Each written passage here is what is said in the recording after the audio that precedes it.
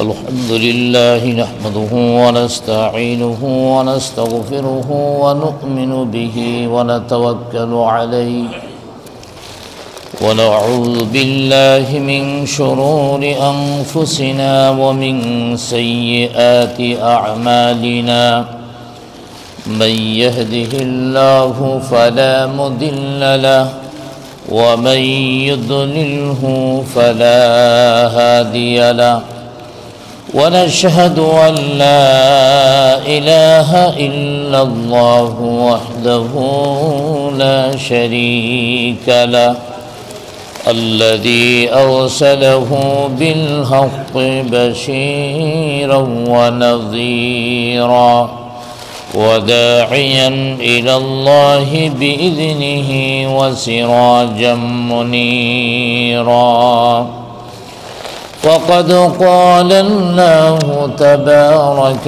وتعالى في كلامه المجيد وفرقانه الحميد أعوذ بالله من الشيطان الرجيم بسم الله الرحمن الرحيم هو الله الذي لا إله إلا هو عالم الغيب والشهادة وهو الرحمن الرحيم هو الرحمن الرحيم وقال النبي صلى الله عليه وسلم ارحموا من في الأرض يرحمكم من في السماء وقال تعالى في شان حبيبه إن الله وملائكته يصلون على النبي يا أيها الذين آمنوا صلوا عليه وسلموا تسليما بلغ العلا بكماله كشف الدجى بجماله حسنت جميع خصاله صلوا عليه قدرت کی تماشا ہے مدینہ کے گلی میں قدرت کی تماشا ہے مدینہ کے گلی میں جنت کی نمونہ ہے مدینہ کے گلی میں بلغ العلا بکمالہ کشف الدجى بجمالہ حسنت جميع خصاله صلوا عليه মুআজ্জাজ মুকাররম হযরত মুসল্লিয়ানে কেরাম, প্রথমেই আল্লাহ সুবহানাহু তাআলার অসংখ্য অগণিত শুকর আদায় করি, যিনি আমাদেরকে বিভিন্ন ব্যস্ততা থেকে মুক্ত করে জুমআর নামাজ আদায়ের লক্ষ্যে যথাসময়ে আল্লাহর ঘরে হাজিরা দেওয়ার তৌফিক দান করেছেন। সকলে একবার বলি আলহামদুলিল্লাহ। আলোচনা চলতেছিল আল্লাহর উপরে ঈমান, আল্লাহর সিফাত সমূহের উপরেও ঈমান রাখতে হবে। আল্লাহর উপরে যেমনি ভাবে ঈমান রাখতে হবে, আল্লাহর সিফাতের উপরেও তেমনি ভাবে ঈমান রাখতে হবে। আল্লাহর সাথে যেমন কোনো শরিক নেই, আল্লাহর সিফাত বা গুণের সাথেও কোনো শরিক নেই। মুহাক্কিকগণ অনেক গবেষণা করে আল্লাহ পাকের ৯৯টা নাম একত্রিত করেছেন। এর মধ্যে একটি নাম হলো রহমান, আরেকটি নাম হলো রহিম। রহমান এবং রহিম এই দুইটা শব্দকে সূরা ফাতিহার মধ্যে একত্রে উল্লেখ করা হয়েছে। আর রহমানির রহিম, রহমান এবং রহিম দুইটা শব্দকে একত্রে উল্লেখ করা হয়েছে। আমরা যদি শব্দ দুটির অর্থ করতে চাই, বাংলাতে এই দুটো আরবি শব্দের অর্থ করার মতো পর্যাপ্ত শব্দ আমাদের নেই, বুঝানির মতো ক্ষমতা আমাদের নেই। তবে এতটুকু বলতে পারি, ধারণা নিতে পারি, দুটো শব্দের একত্রে অর্থ হলো অত্যন্ত দয়ালু। দুটো শব্দের অর্থ কি? অত্যন্ত দয়ালু। জুড়ে বলেন, অর্থ কি?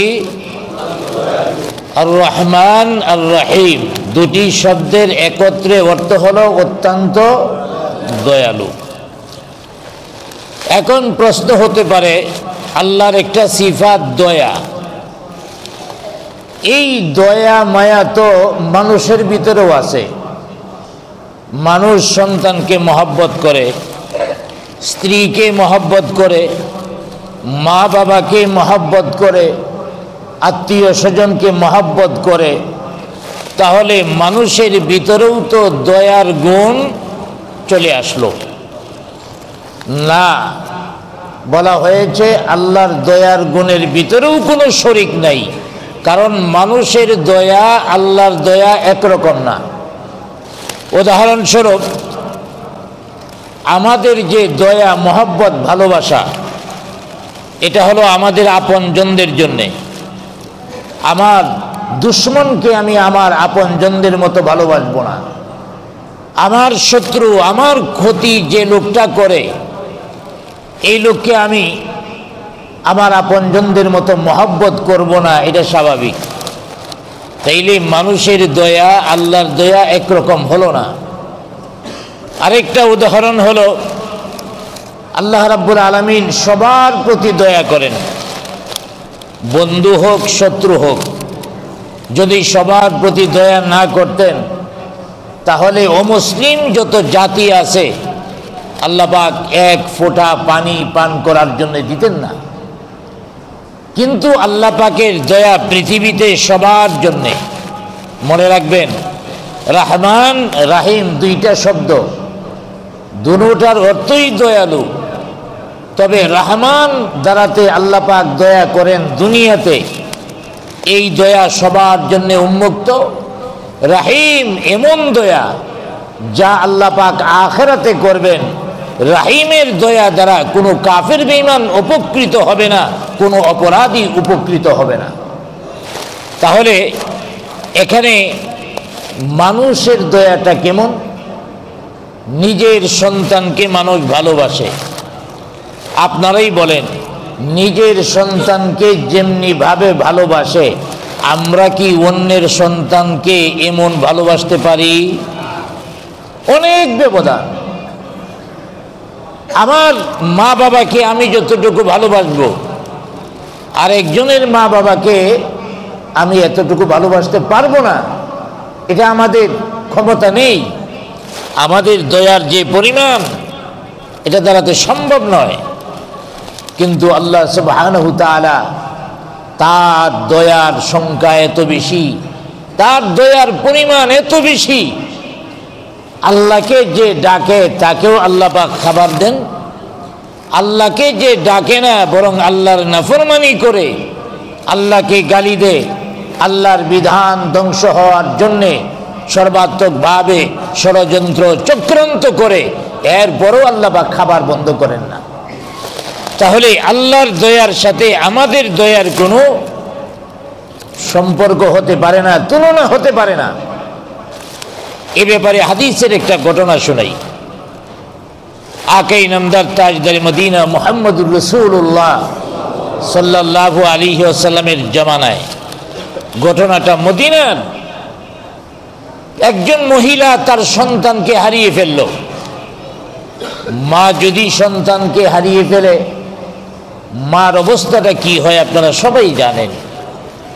মহিলা মদিনার অলিতে গলিতে দৌড়ায় আর কান্নাকাটি করে বিভিন্ন শব্দ উল্লেখ করে তার সন্তানকে জুড়ে জুড়ে কান্না করে আর খোঁজাখুঁজি করে। এইভাবে মদিনার অলিতে গলিতে খোঁজাখুঁজি করতে করতে একটা পর্যায়ে এই মহিলা মদিনায় মসজিদে নববীর পাশে গেলেন, মসজিদে নববীতে প্রবেশ করলেন। প্রবেশ করে দেখেন তার হারানো সন্তান দয়ার নবীর সামনে বসা আছে। সুবহানাল্লাহ বলি। মহিলা খুশি না বেজার? সন্তান রে মা বাবা খুঁজা পাইলে কত যে খুশি। মা বাবা যারা সবাই বুঝেন। আমার ভাইরা, সন্তান হারামা দৌড়ায়া যে তার সন্তানকে জড়ায়া ধরল, কান্না আরো বেড়ে গেল। এখন কান্দে আবেগের কান্দা। সন্তানকে জড়ায়া ধরে সন্তানের কপালের মধ্যে চুমা দে, সন্তানের গালের মধ্যে চুমা দে, আর বলে তুই এতক্ষণ পর্যন্ত মাকে ছাড়া তুই কিভাবে থাকতে পারলে? আল্লাহর হাবিব আকাই নামদার তাজদার মদিনার সামনেই ঘটনা ঘটছিল। আল্লাহর হাবিব সাহাবে কিরামদেরকে বললেন, হে সাহাবীরা তাকায়া দেখো, একজন মার দরদ, একজন মার দয়া সন্তানের প্রতি কেমন হতে পারে। আল্লাহর হাবিব বললেন, হ্যাঁ আমার সাহাবীরা, একজন মার দরদ সন্তানের প্রতি কত বেশি। গোটা পৃথিবীর মা বাবার দরদ যদি একত্রিত করা হয়, গোটা পশু পাখির মধ্যে যারা মা বাবা আছে সব দয়া মায়া যদি একত্রিত করা হয়, গোটা আলমের দয়া মায়া যদি একত্রিত করা হয়, তবু আল্লাহর যে দয়া মায়া তার 100 ভাগের 1 ভাগও হবে না। সুবহানাল্লাহ, আরো জোরে বলেন। একটু চিন্তা করেন, গোটা পৃথিবীর মানুষের দয়া মায়া একত্রিত করলে আল্লাহর দয়া মায়ার 100 ভাগের 1 ভাগও হবে না। তাহলে আল্লাহর দয়ার সাথে আমাদের দয়ার কোনো তুলনা হতে পারে? আল্লাহর দয়ার সাথে কাউকে শরীক করা যায়? আল্লাহর দয়া মায়া এর সাথে কাউকে শরীক করা যায় না। এখন প্রশ্ন হতে পারে, আল্লাহর এত দয়া মায়া, এরপরও আল্লাহ রাব্বুল আলামিন কিয়ামতের দিন একদল মানুষকে জাহান্নামে দিবেন, আরেকদল মানুষকে জান্নাতে দিবেন। যে আল্লাহর এত দয়া মায়া, এই দয়া মায়া নিয়ে তার বান্দারে জাহান্নামে কেমনে দিবেন? গোটা পৃথিবীর মানুষকে সৃষ্টি করেছেন কে? আরো জোরে বলেন কে? মুসলমানদেরকে সৃষ্টি করেছেন কে? কাফেরদেরকে? তো সবাইকেই তো আল্লাহ পাক সৃষ্টি করেছেন। তাইলে আল্লাহ পাক এত দয়া মায়া নিয়া জাহান্নামে বান্দাকে কেমনে দিবেন? মনে রাখতে হবে, আল্লাহর সিফাত 99টা সিফাত একত্রিত করা হয়েছে, 99টা গুণ একত্রিত করা হয়েছে। এর মধ্যে 2টা গুণ, একটা রহমান আর একটা রাহিম। আল্লাহর আরো গুণ আছে, 99টার মধ্যে আরো আছে না নাই? আল্লাহর গুণের মধ্যে আছে জব্বার, আল্লাহর গুণের মধ্যে আছে কাহ্হার, আল্লাহর গুণের মধ্যে আরেকটা আছে মুনতাকিম। মুনতাকিম অর্থ হলো প্রতিশোধ গ্রহণকারী।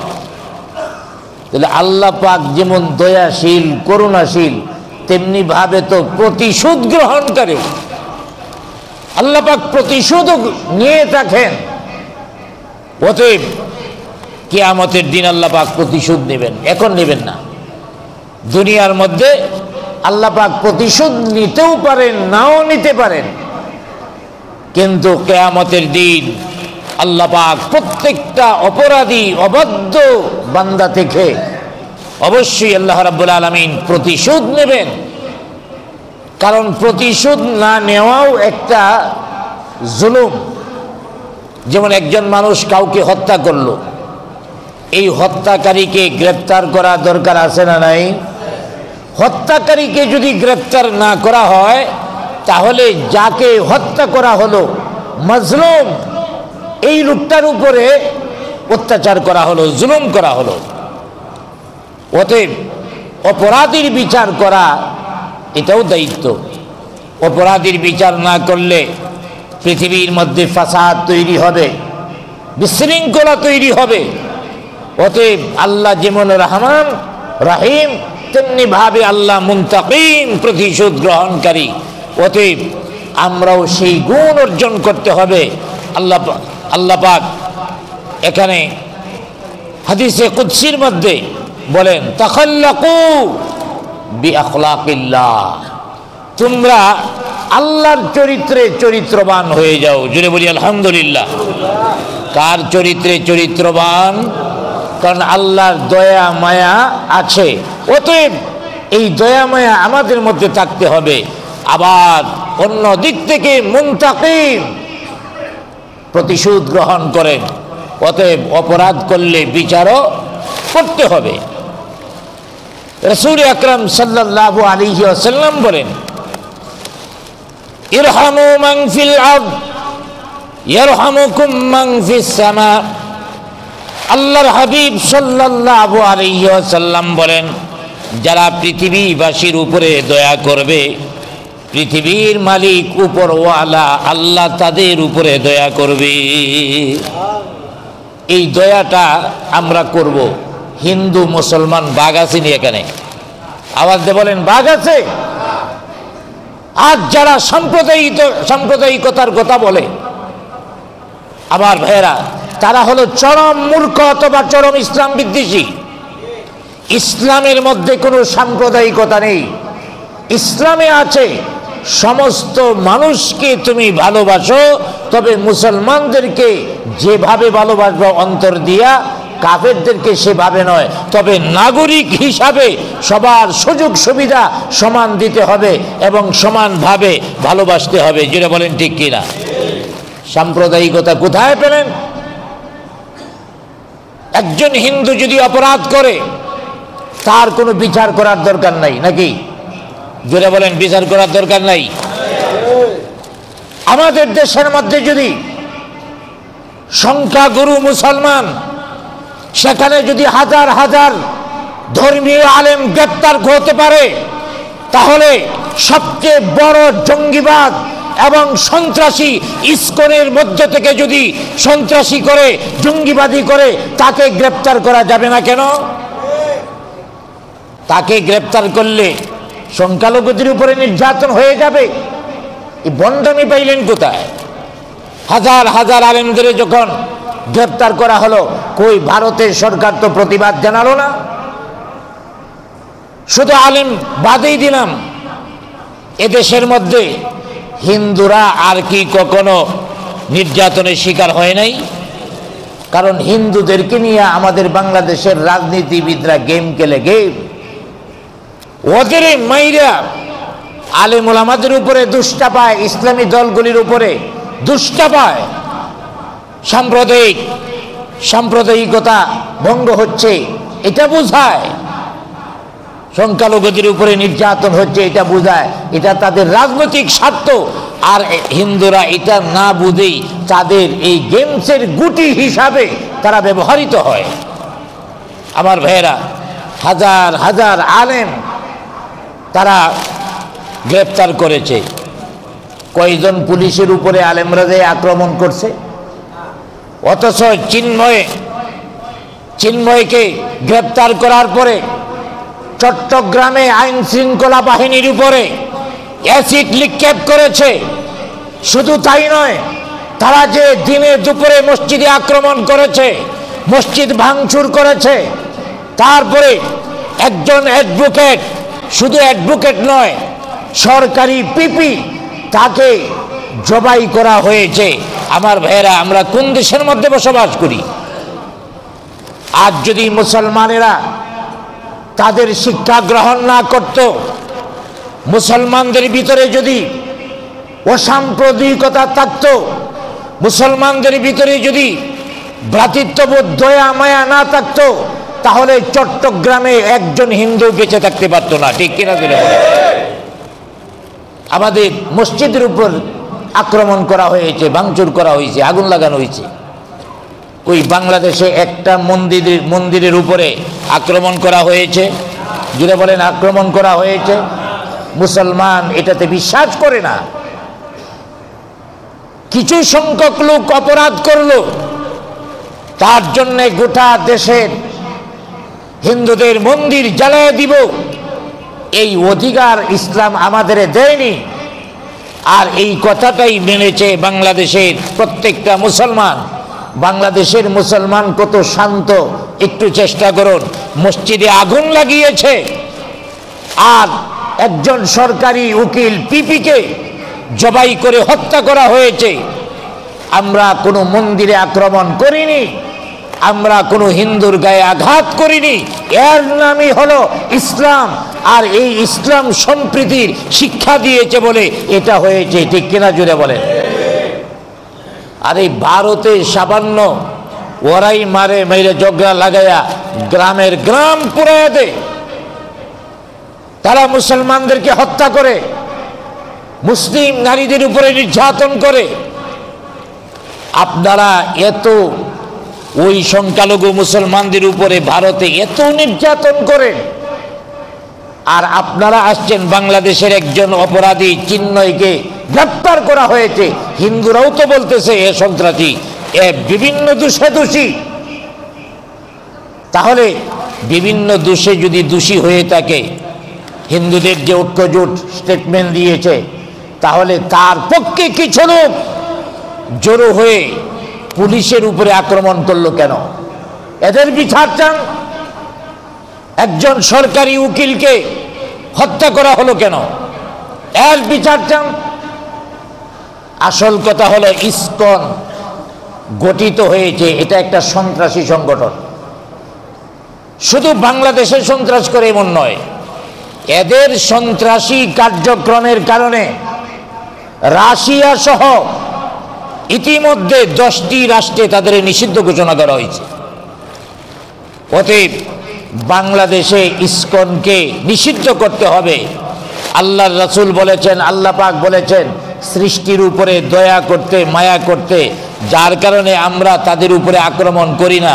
5ই আগস্টের পরে একটা দল চাইছিল সারা দেশে মন্দিরে আগুন লাগায়া গোটা দেশটাকে জাহান্নাম বানিয়ে দিবে, কিন্তু পারে নাই। বাংলাদেশের মুসলমান, বাংলাদেশের ছাত্র, বাংলাদেশের বিভিন্ন রাজনৈতিক কর্মী, মাদ্রাসার ছাত্র, তারা যায়া এই মন্দিরগুলি পাহারা দিয়েছে, একটা মন্দিরে আক্রমণ করার জন্য দেয় নাই। ঠিক কিনা? জুড়ে বলেন।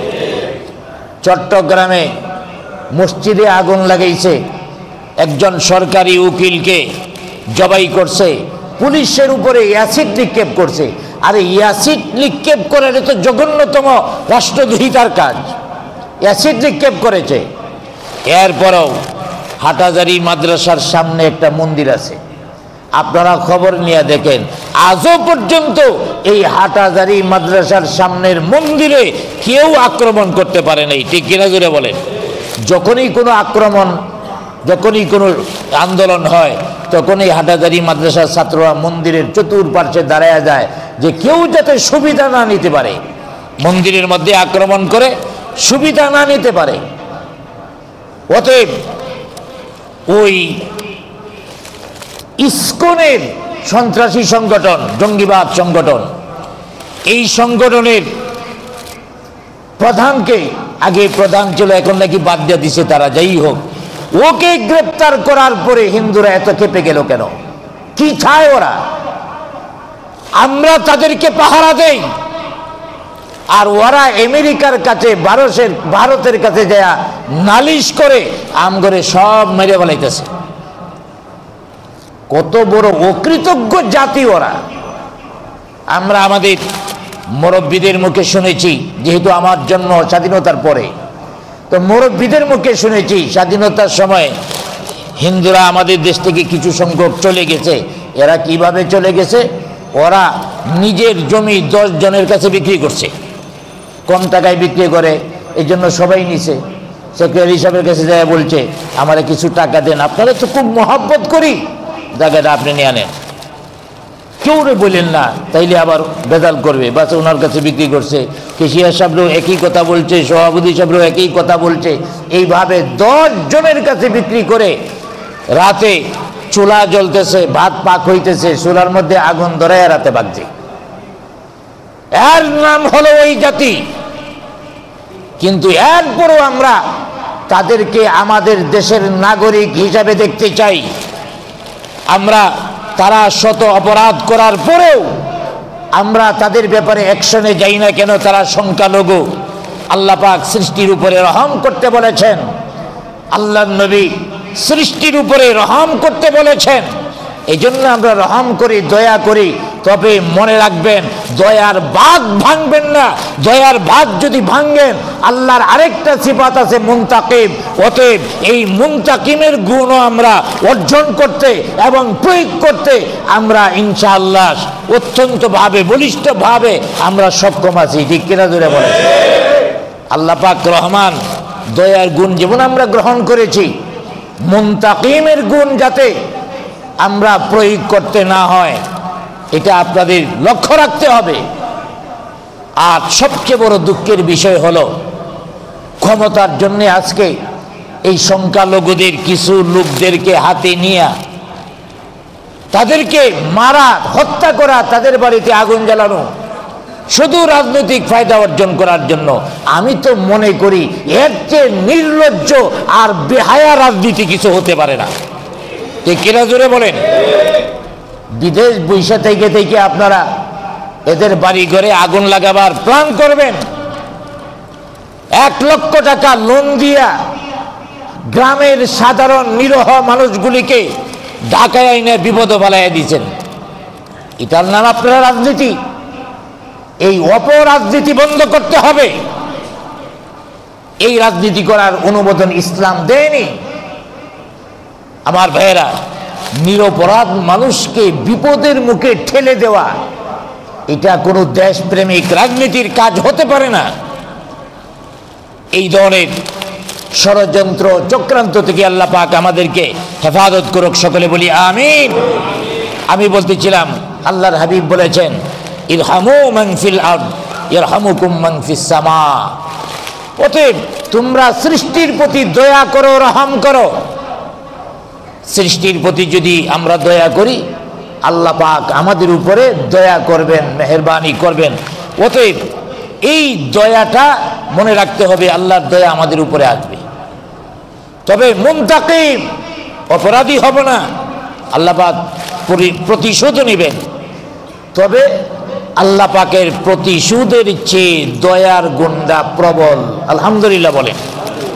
হাদিসে কুদসির মধ্যে এসেছে, আল্লাহ পাক বলেন, সাবাকাত রাহমাতি গযাবি, সাবাকাত রাহমাতি গযাবি। আল্লাহ পাক বললেন, আমার রহমতটা আমার রাগের উপরে প্রবল হয়। আল্লাহর যে ক্রোধ, আল্লাহর যে রাগ, এই ক্রোধ এবং রাগের উপরে আল্লাহ পাকের দয়া মায়া এটা প্রবল হয়। এই জন্যে সুন্নাত তরিকা হলো, কেউ যদি মারা যাওয়ার উপক্রম হয়, তাইলে তার সামনে আল্লাহর রহমত বেশি বেশি করে উল্লেখ করা। অনেক মানুষ আছে মারা যাওয়ার কিছুক্ষণ আগে থেকে বোঝা যায়, তখন এই মুমূর্ষ ব্যক্তির সামনে তার অপরাধ তুলে না ধরা, বরং তার যে ভালো কাজগুলি আছে এই ভালো কাজগুলি তার সামনে তুলে ধরা, তুলে ধরে এই কথা বলা, আল্লাহর রহমতের আশা করো, আল্লাহর রহমত ব্যাপক। অতএব তুমি যদি ইন্তেকাল করো, ভয় নাই, আল্লাহ পাক তোমার উপরে রহম করবে। তুমি মসজিদে টাকা দিতা, তুমি মাদ্রাসায় দান খয়রাত করতা, তুমি ছেলেরে আলেম বানাইছো, তুমি মানুষকে দ্বীনের দাওয়াত দিয়া দিয়া মসজিদের মধ্যে আইনে নামাজি বানাইছো, এই কাজগুলি তার সামনে উল্লেখ করা। তখন এই লোকটা আল্লাহর রহমতের আশা আকাঙ্ক্ষা আরো বেড়ে যাবে। আর আল্লাহর প্রতি আশা যদি বেড়ে যায়, রহমতের আশা বেড়ে যায়, তাহলে আল্লাহ তাআলার রহমত পেয়েও যেতে পারে। হাদিসে কুদসিতে আল্লাহ পাক বলেন, আনা ইনদা যন্নি আবদি বি, আমার বান্দা আমার প্রতি যেমন ধারণা করে আমি আল্লাহ আমার বান্দার প্রতি এমন আচরণই করি। সুবহানাল্লাহ বলেন। আমরা যদি আল্লাহর কাছে সব সময় রহমতের আশা করি, আল্লাহ পাক আমাদের সাথে রহমতের আচরণ করতে পারেন। তবে মুনতাকিম, প্রতিশোধের ভয়টা আমাদের থাকতে হবে। আর মরণের সময় তাকে বেশি বেশি তার ভালো কাজগুলি উল্লেখ করা। এখন ভালো কাজ যদি একটাও না তাকে উল্লেখ কি করবে? এরপরেও তাকে বলা, তুমি আল্লাহর রহমতের আশা করো। বান্দা গুনাহগার যতই হোক, ওই বান্দা তো আল্লাহ পাকই তৈরি করেছেন, সৃষ্টি করেছেন। আল্লাহর রহমতের আশা রাখো। তার সামনে এই কথা বলা যাবে না, আরে লোকটা মারা যাইতেছে, ছেলে মেয়েগুলি ছোট ছোট, এদের কি অবস্থা হবে, এই কথা বলা যাবে না। মেয়েটা এখনো বিবাহ দেওয়া হয় নাই, মারা গেলে কি অবস্থা হবে? স্ত্রী কান্দে, আরে তুমি যদি চলে যাও আমার কি হবে?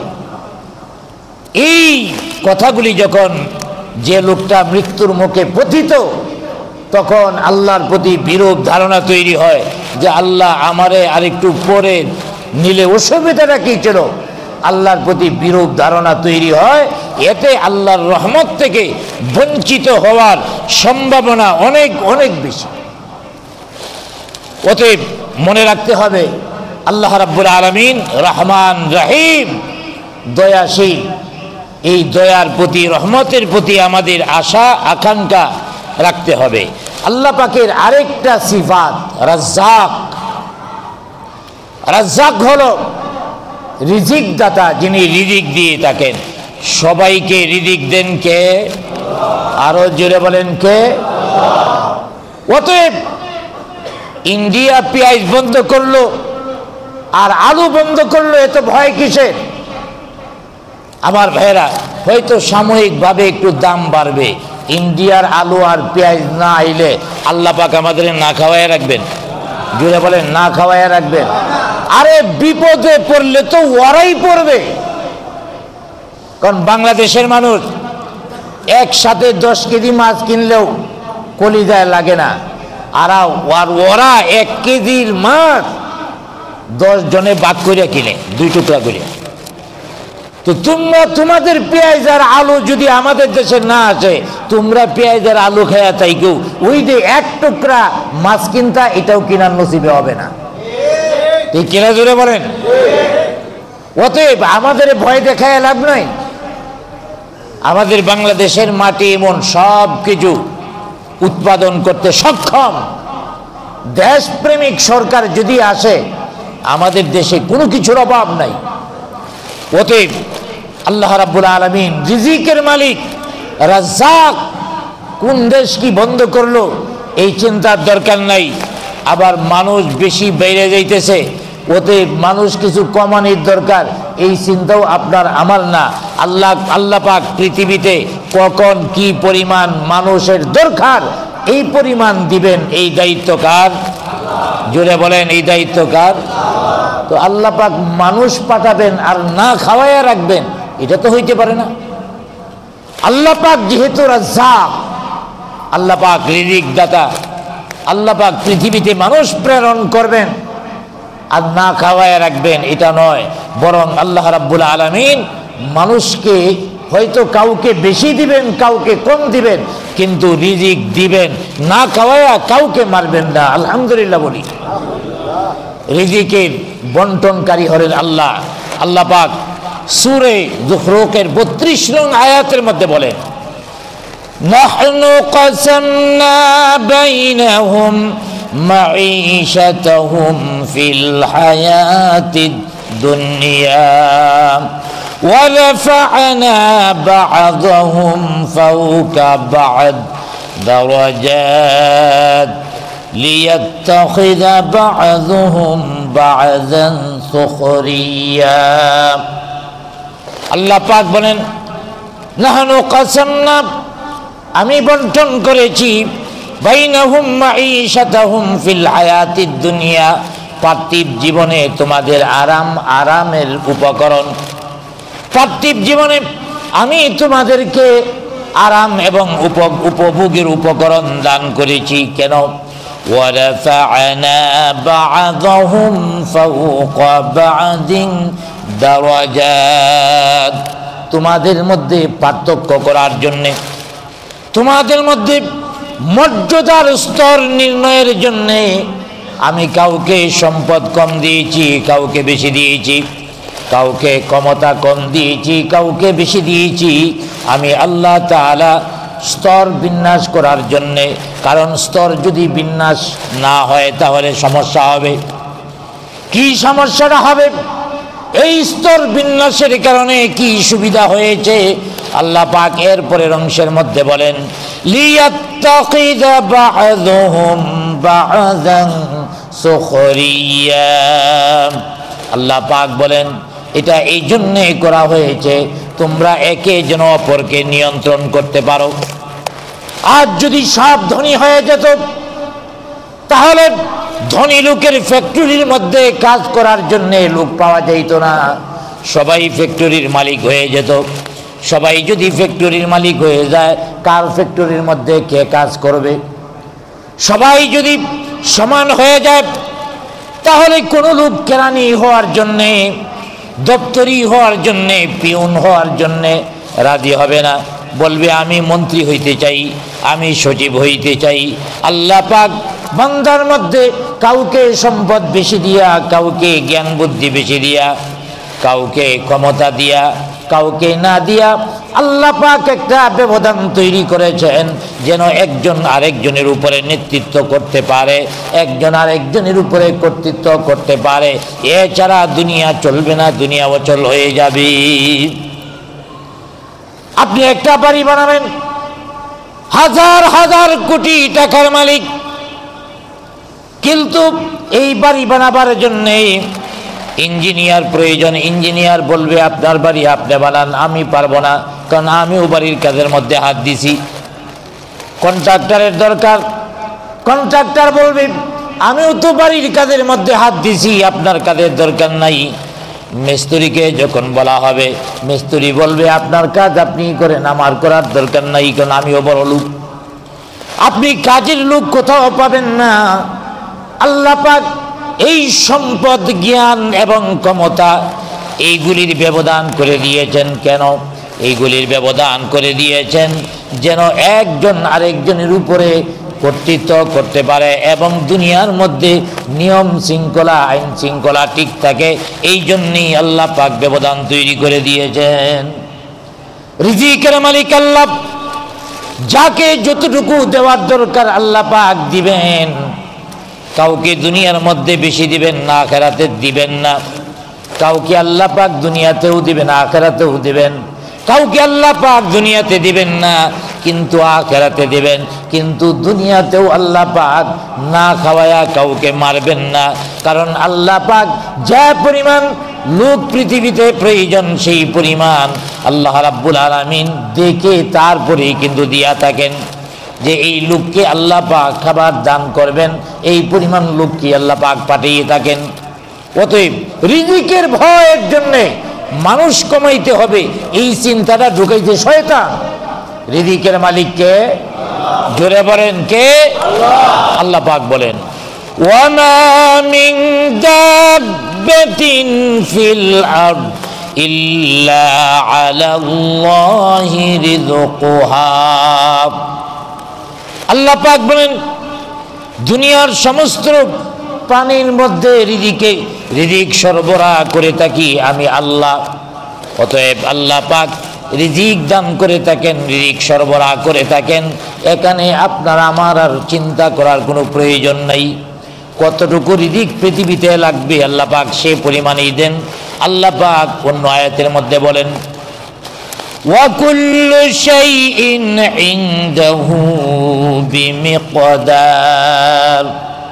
আল্লাহ পাক বলেন আমি পরিমাণ অনুযায়ী বান্দা পৃথিবীর মধ্যে পাঠিয়ে থাকি। অন্য জায়গার মধ্যে আল্লাহ পাক বলেন وإن من شيء إلا عندنا خزائنه وما ننزله إلا بمقدار معلوم আল্লাহ রাব্বুল আলামিন বলেন সব কিছুর খাজানা, সব কিছুর গোডাউন আমি আল্লাহর কাছে। সব কিছুর খাজানা গোডাউন কার কাছে? জুড়ে বলেন। সব কিছুর খাজানা আল্লাহর কাছে। আল্লাহ পাক বলছেন সব কিছুর খাজানা আমার কাছে।